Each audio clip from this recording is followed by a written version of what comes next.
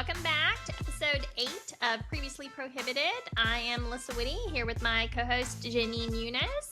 Thank you so much for joining us again. And real quick before we start, if you wouldn't mind, wherever you're watching us, YouTube, Rumble, X, Spotify, if you could just go ahead and hit that subscribe button, hit the like button. It really helps in the algorithm and we truly appreciate it. So without further ado, we've been gone for a couple days and the world has not stopped. 2025 is already like insane, you know? It is.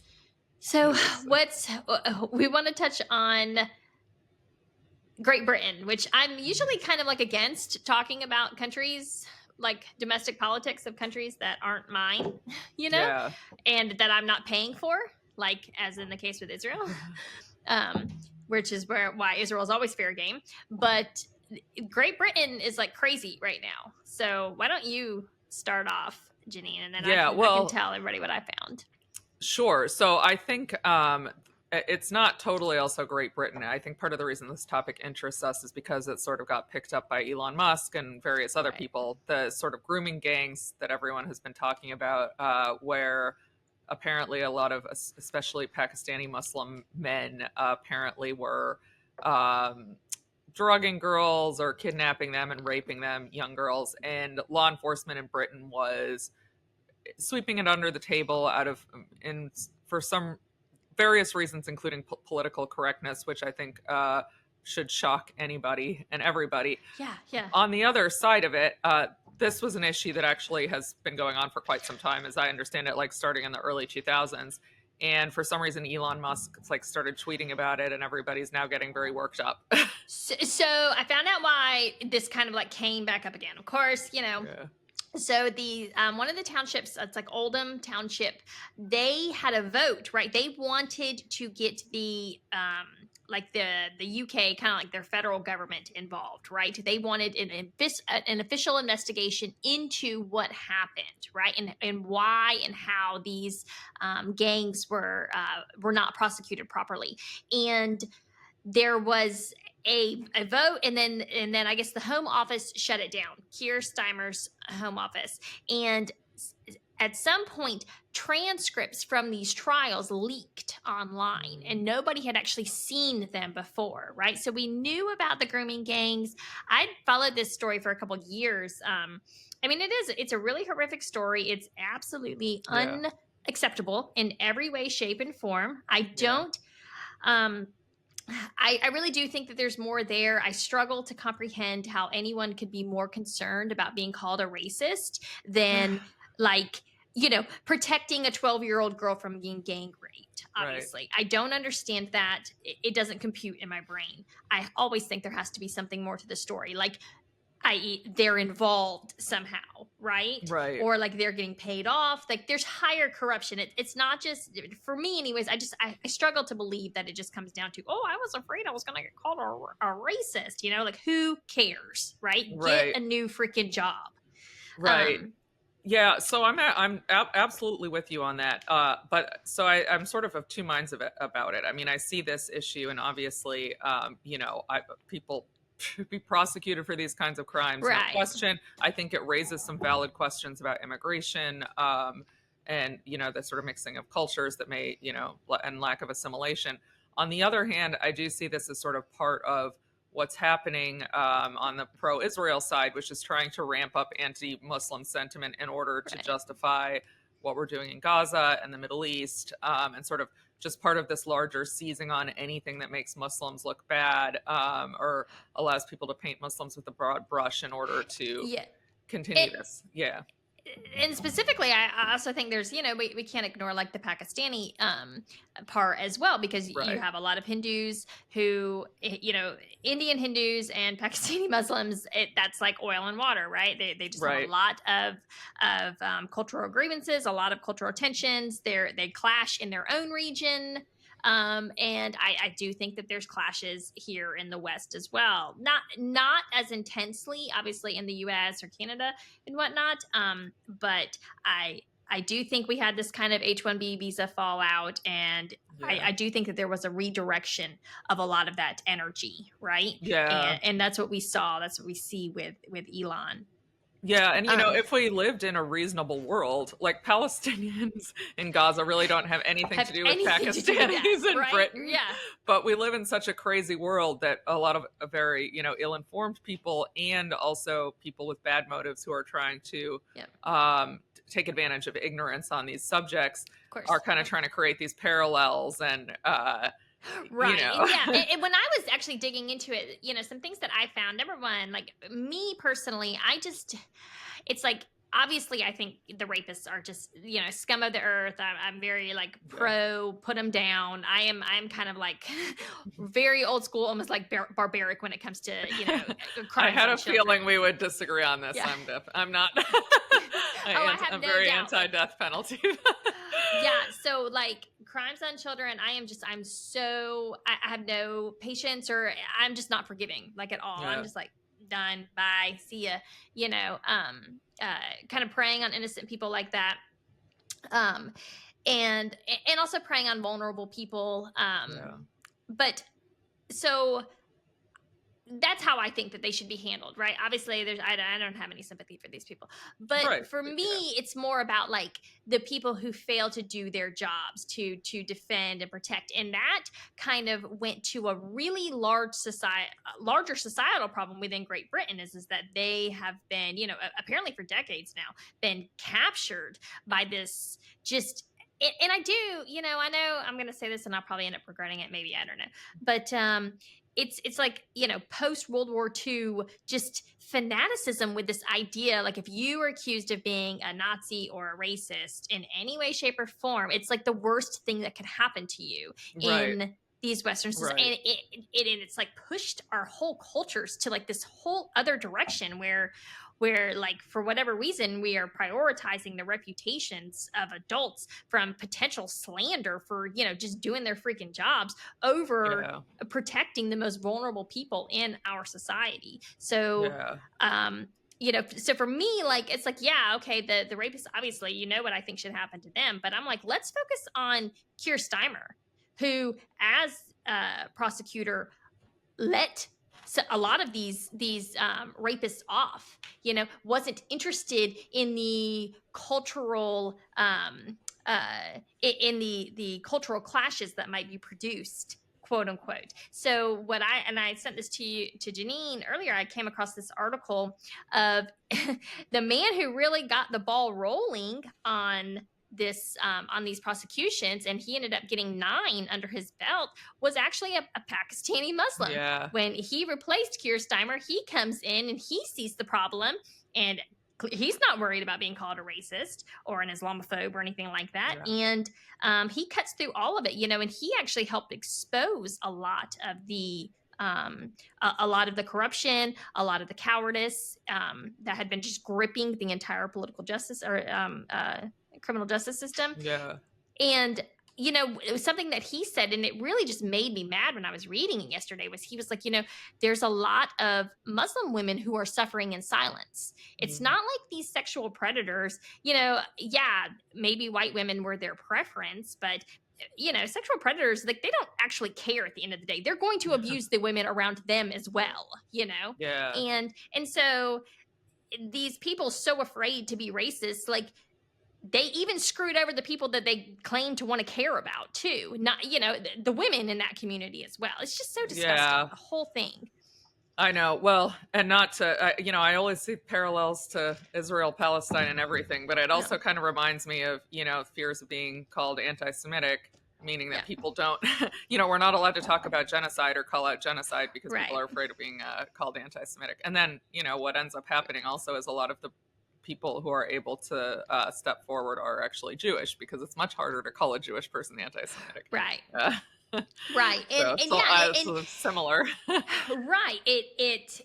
And also when we're worried about that, it limits who is allowed to take moral authority, right? Who is allowed to exercise moral authority, right? Right. And so if you, of course, if you're like, and again, this is only, of course, if you care about these things. If you don't, the second that you stop caring about what they call you, they lose power over you. Their power is gone. Like, you are the sole source of their power.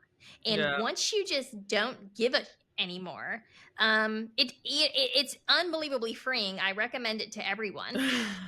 Well, the If problem you is yeah, for right, jobs, you can't right. like I genuinely don't really care anymore.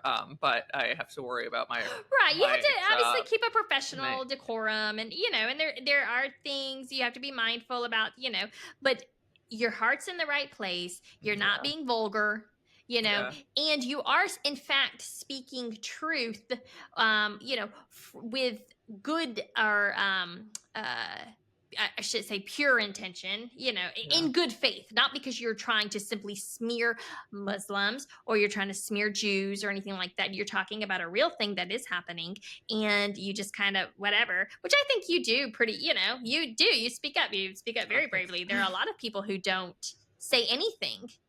I don't. Did you see that video today of the NBA basketball player? Yes, I didn't actually watch the video, but I saw what he said. Yeah, that Yeah, and I was so that what happened he in tweeted "Free Palestine" and then he was yeah, this immediately was in called. 2014. In Okay. 2014, um, he tweeted "Free Palestine," and he said within 10 minutes, the commissioner of the NBA called him and told him take that down.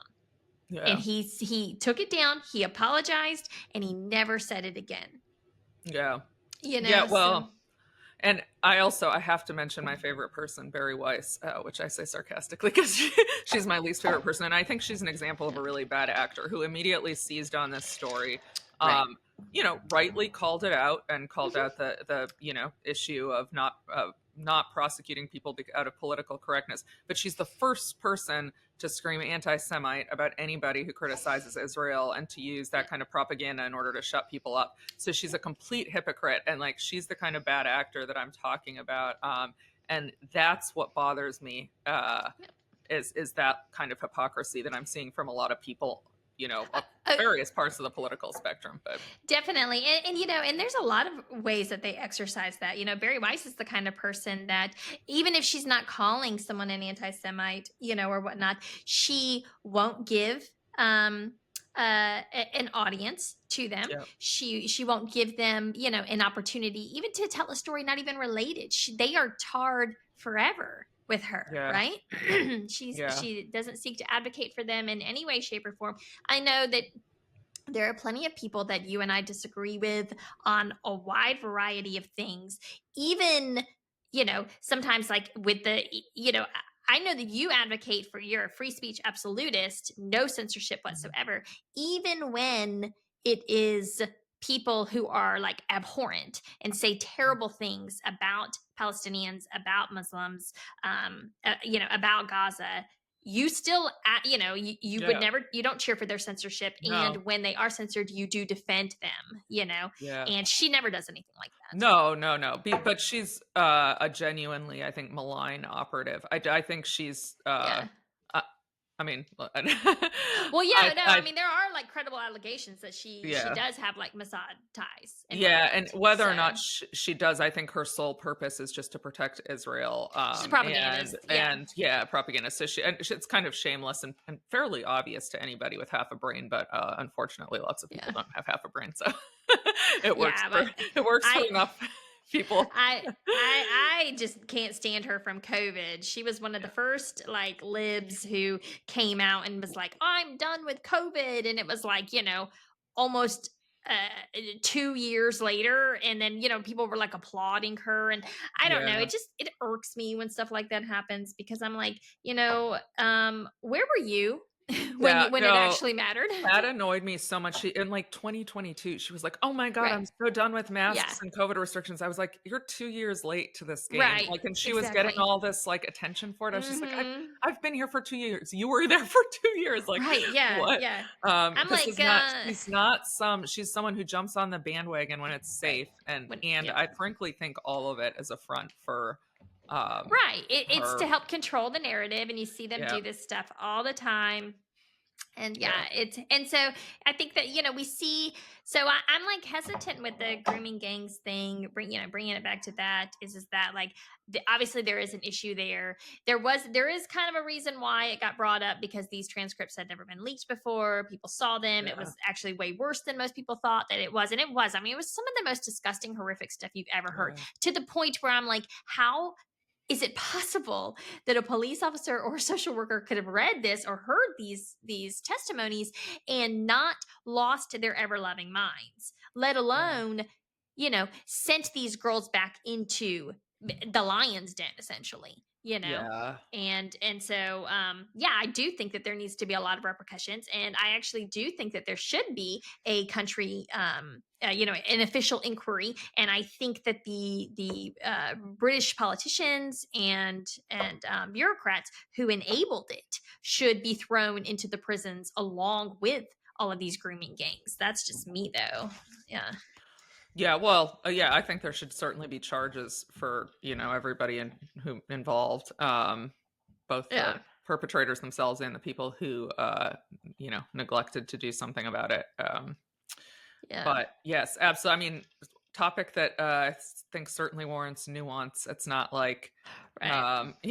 we're saying that we can see how some of this is used for certain propaganda efforts Right. does not mean that at the same time we're not saying it's a Right. problem Well, and it's it's it, wrong. it, it is like it's like two tiered, right? Yeah. Like yes, there's like the spaces of truth, and we have to acknowledge that, and it is real. And I think it also, once you understand that, yeah, there actually is a lot of legitimacy to this, you understand why it continues to fester all these years later. I kind of made a post the other day comparing it to the USS Liberty, right? And Yeah. how that's like the thing that won't go away, right? Every few years it comes up. And why? It's because governments have, the respective governments have not dealt with it. And as long as they don't deal with it, it will continue to be a problem. And, Right. yeah, and so, and I thought it was interesting because the same people now who are, dredging up, 30-year-old gang rape things were telling us that, why are you bringing up old things when it was the USS Liberty? And it's like, Yeah, well, actually, yeah. because justice has never been served, Right. you Right.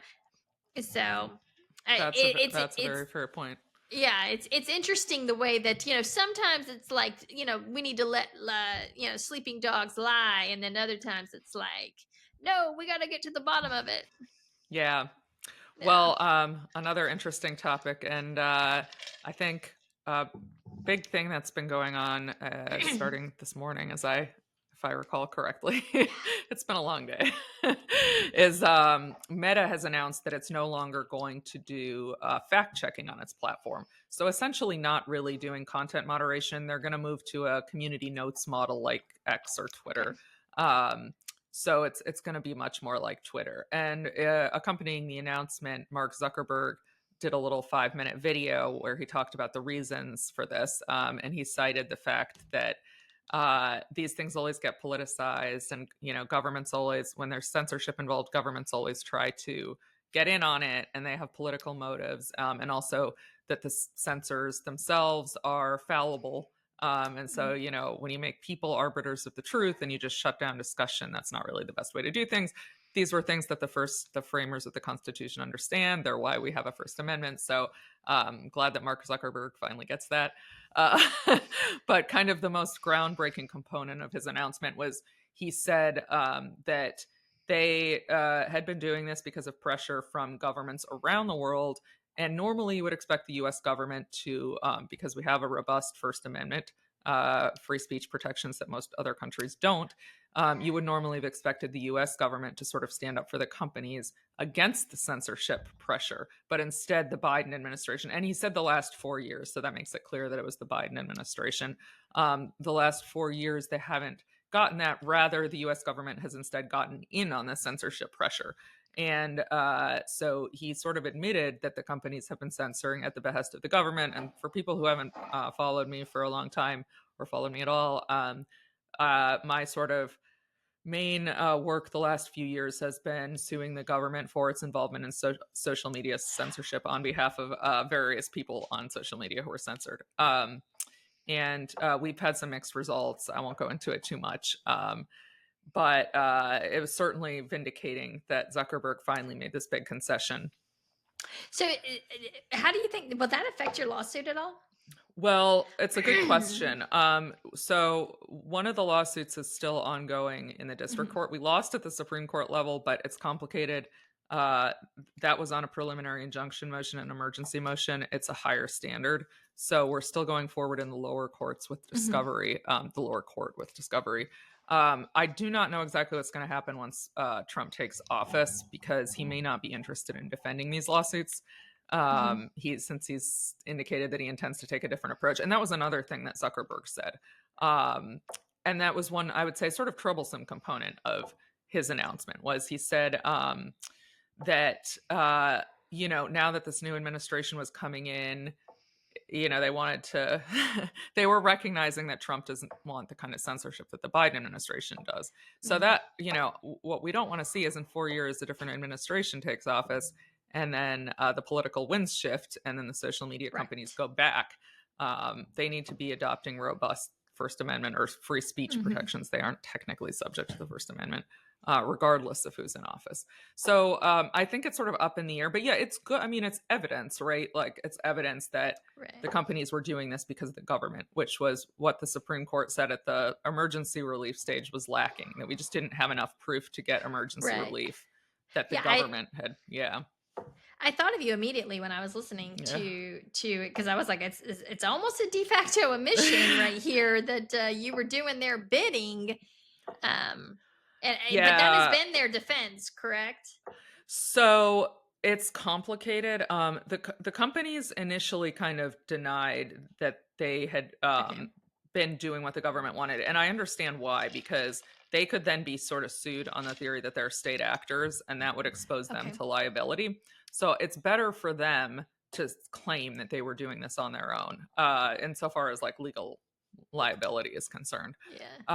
However, some information came forth about 1.5 years ago from a congressional investigation I was actually a part of, and it included emails where Nick Clegg, who was an executive at Meta, was asking another employee, like, why did we censor the lab leak theory?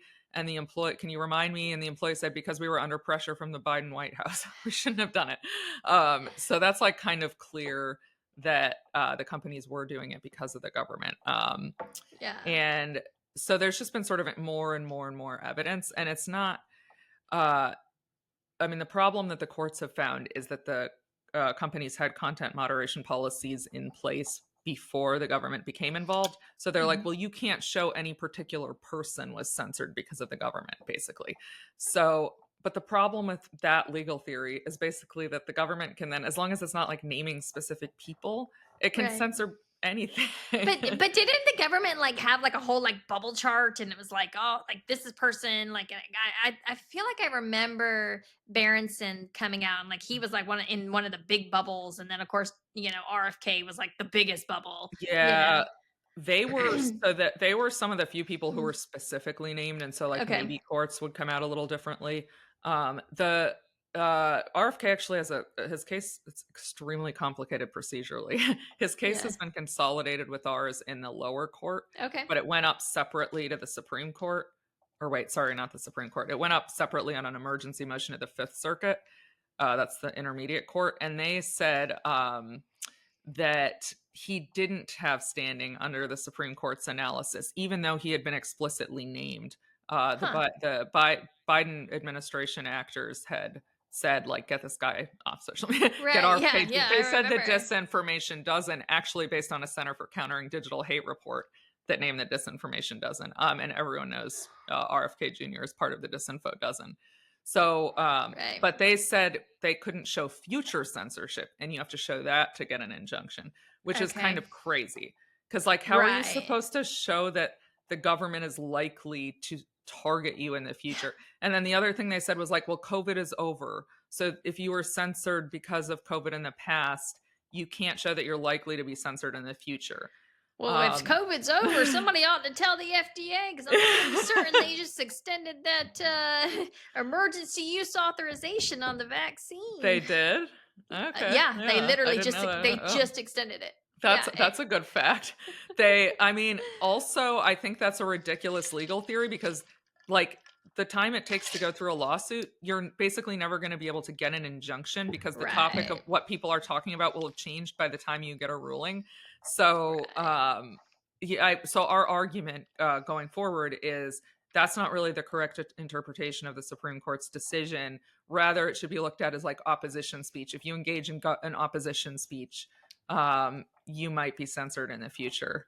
So yeah, yeah. I mean, I think to me it kind of sounds like a cop out from the courts. I understand, like it's like I'm sympathetic to the idea. I think that there's like so many instances that we can think of where obviously you would want some kind of censorship, obviously, if you've got people advocating for you know uh, terrorism. And I know that's the extreme, and I know that's illegal anyways, but I mean, I remember seeing like some things about like moms with autism, with children with autism, like in the like mom groups on Facebook, like saying like give your kids bleach baths and stuff like that. Like that's crazy. yeah. And like that needs to be shut down because it's harmful to children, right? Like I still think the better cure for that is more speech. I think that it's better to have like people go on and say, no, that's not a good idea. I actually think that's more effective than censorship. So what about like maybe not allowing, like,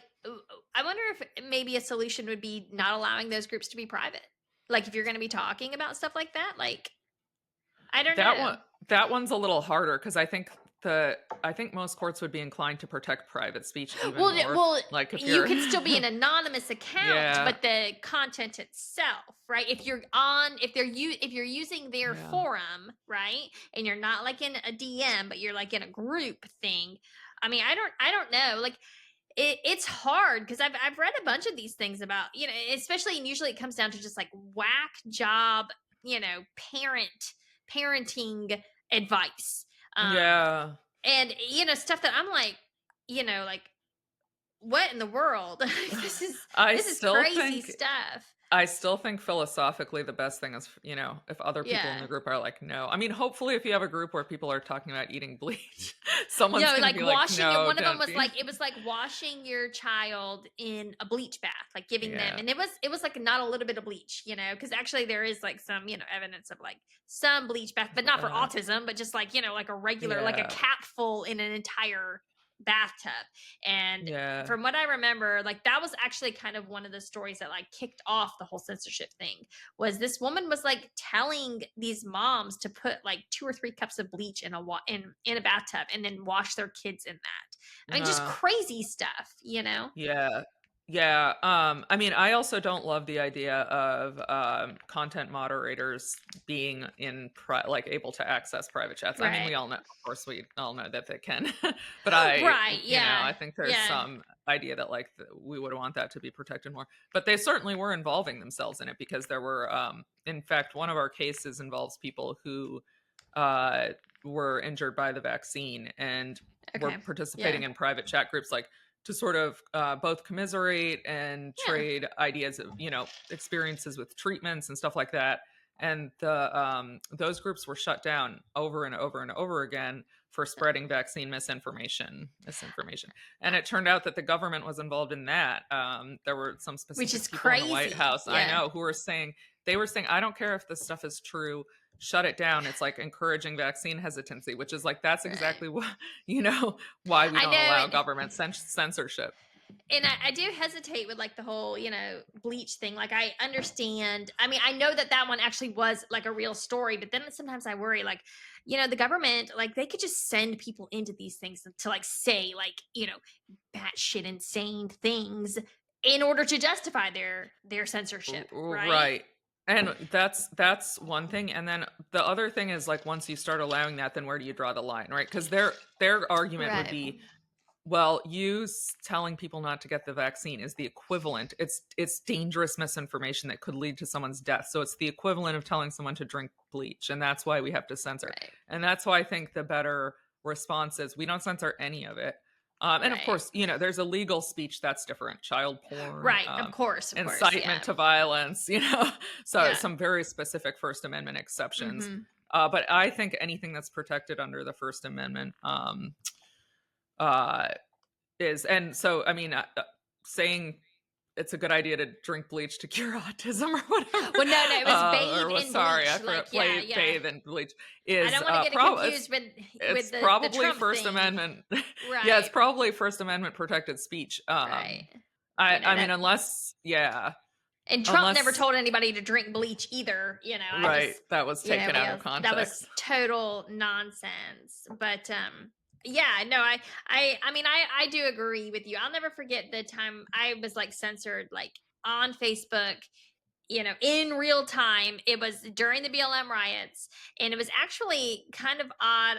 You know, I was obviously pretty horrified by the BLM riots, but I'm like one of these weird Southerners that I take a more nuanced approach to the Confederacy. I'm not like a Confederacy cheerleader, even like from a historical perspective. I have, you know, lots of thoughts on that, but you know, I was in a debate with someone about like the cause of the Civil War on Facebook, and I'm like linking them to the, you know, the Mississippi State Declaration of Secession, and like trying to explain to this person, like, no, like actually, you know, this really was about slavery, okay? Like, yeah.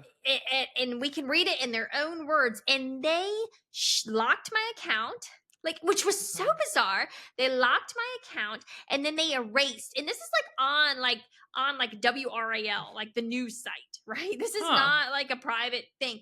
So they locked my account. I can't respond, and then all of a sudden, the whole conversation between me and this dude just disappears. That's and weird. I was like, what the? I was so mad because I felt like I was like breaking through with him. Yeah. And then they just took it away. You know. Also, you would have thought you'd be on like the right side of that, right? Like in terms of Facebook's politics, right? Right. Yeah, that's what was so weird. I was like, what the hell? Who is reading this? Like, can you not see that, you know, but it was like they didn't care. It was just the fact that we would be talking about slavery, and people would be, I don't know if they thought, and he wasn't like advocating for slavery. He was like defending, you know, I'm just like taking kind of a traditional, you know, Southern, you know, defense of Confederacy, which I understand. And you know, we can talk about that a different day. I know that there are going to be people who listen who are not happy with me for, and I know I don't want to hear it. All right. Don't at me. And so, but yeah, I mean, and you know, Civil War obviously is a whole genre. You can run your own podcast all around that. Oh yeah.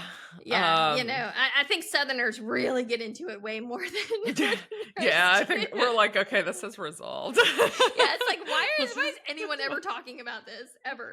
Yeah. So our former and soon to be again president. Yeah, 45, 47. Trump, yeah. That's, I guess only the second time this has ever happened in history. Has been saying some very interesting things about his territorial ambitions. He wants to take Greenland, Canada, the Panama Canal, and yeah, tell us more about that, Mel. First of all, I've been saying this for a while, that my boy follows me on his burner. All right. And if you follow me on Twitter, you know that there's nothing I love to do more than troll leftist Canadians with threatening them with invasion. It is my absolute favorite troll of all time. And so I'm always doing it, but I'm actually not serious. I actually don't want to bring Canada into we have, in fact, I want to sell large chunks of the US off to Canada. As I said today, I actually want to trade New York, most of New England, and the west coast of Oregon and Washington State for oil. Okay, like you guys can have all of it. But I'm gonna have to fight you on New York. I don't know. I know. It's I got a lot of hate on that one. They're like, it's just a city. But I'm like I don't know. So, anyways, I just love to give them crap. But yeah, I don't know what's going on. So apparently, I didn't know this, and I'm sure probably most people didn't know this, but Greenland is actually kind of a lot like Puerto Rico. It's like a province of Denmark, right?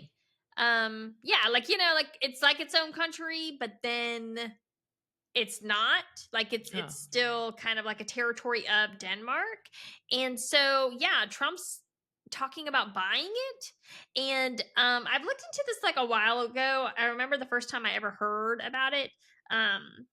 I was like, what? So apparently it has something to do with its geographical location as far as like space wars would go, right? Being up there by the North Pole. And so that's it actually is of, geographical strategery. But yeah, so I don't know. It's like, what the hell? Like, why are you talking about this? And then Don Jr. went there today along with Charlie Kirk. Huh. For like a tour.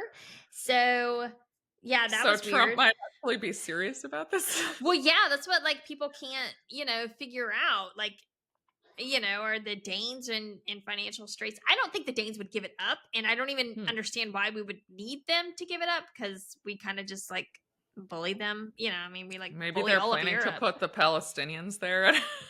Yeah, maybe they're planning to move Israel there. Yeah, which I would be in favor of. I would strongly support. We would pay for it. I would, I feel like the entire world would come together to finance that U-Haul move. And so there's that. Then there's the Panama Canal, which we've already talked about before. Yeah. I hope that we're going to have a guest on to talk about this, because I would really love her perspective on it. I'm like torn on it. It's like I kind of get it as far as like the treaty goes, but I know there's a lot more history that goes into it. And then out of nowhere today, he got asked by a journalist, like, hey, are you for using military force to take Canada? And I'm like, and he said, no, we're not going to use a military force. We're going to use economic force to persuade Canada to join the U.S. We don't need any more. We don't need any more leftists in this country. Okay. We don't need any more nut jobs, period. Okay. They got a lot of far right ones up there too. We don't need them. We don't even need all the people that we have in this country. And we sure as hell don't need to add the whole country of Canada as a state. No. And I don't know why he's talking about this. I don't know what, he doesn't drink. And he says he wants to rename. Yeah. He says he wants to rename the Gulf of Mexico, the Gulf of America, which I don't like that either. Yeah. And then I'm like, what are you doing? That's very weird. And then doesn't he want to, or wasn't he saying something about Hezbollah being at, now I can't even remember. He said that somebody asked him about so he got asked on pardons, January 6th pardons, and he said, well, we got to see. Basically, he's like, well, if there were any FBI agents, we're not pardoning them. That's practically what he said. And then he said, and we got to see there were some other people involved. Maybe the Hezbollah was in there. What's going on? I don't know. He's a strange fellow. At least we know it'll be an entertaining 4 years. It will. It's just going to be a lot of trolling again, except for, I don't know. He was way edgier in 2006. I'm listening to this book right now. I recommend it to everyone. It's really fascinating. It's called Spy Fail. And it got recommended to me by an account I really like. Always has really good commentary. And I'll send you the reviews later, and you'll see why I was like, oh, sold. And I'll just tell y'all now that it was like, this is really great, but the dude's really anti-Israel. And I was like, oh, so he's going to be telling the truth, is what you're saying. All of the reviews that were either like, this is amazing, I never knew any of this, or it was good until he started being really anti-Israel. I was like, so you mean you just didn't like the truth, right? That, this country actually spies on us and maybe isn't actually our ally and is always out for themselves, Yeah. But so this book is about, he's been detailing kind of the NSA's just amazing, almost unbelievable failures as far as like leaks and spies go, and he's really detailing right now. I'm still in the first, I think it's like chapter 11. It's all the way up to just North Korea, Kim Jong-un, and what was going on with them. So I don't even know how I got on this, but yeah, I just thought I'd share that because I've been listening to it nonstop all day. Yeah. Yeah, I don't remember either. It's been a long day. I know, yeah. Well, And it's on you're you going later. on Fox News tonight. Yeah, about Zuckerberg. Nice. Who Zuckerberg's are you? admission. So Whose show? I forgot. I can check it really quick. I know. I need to send my mom a I text. think it's Austin somebody. Austin Westfall or something. Let me see.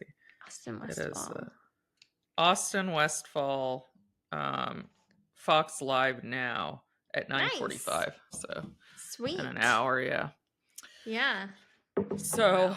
I'm going to take a break. Okay. But this was fun, and we'll be Yes. back, everyone. And I think next time we may have a guest. Yes, hopefully. So, yep, you guys hang in there and we will keep you updated. Okay. All right. Bye, honey.